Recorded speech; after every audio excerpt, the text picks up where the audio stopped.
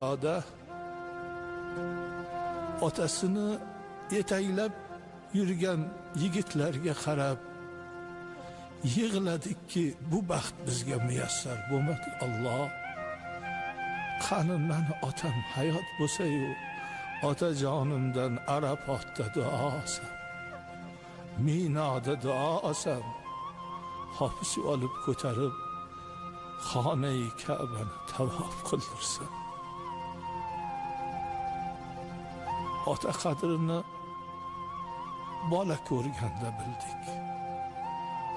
O'g'il qizlarni o'stirib katta qilganda otajonimizni chekkan mashaqqatlarini nimaga qarib yuzlariga tirish tushib, qo'llari titroq, oyoqlaridan mador ketganligini bola katta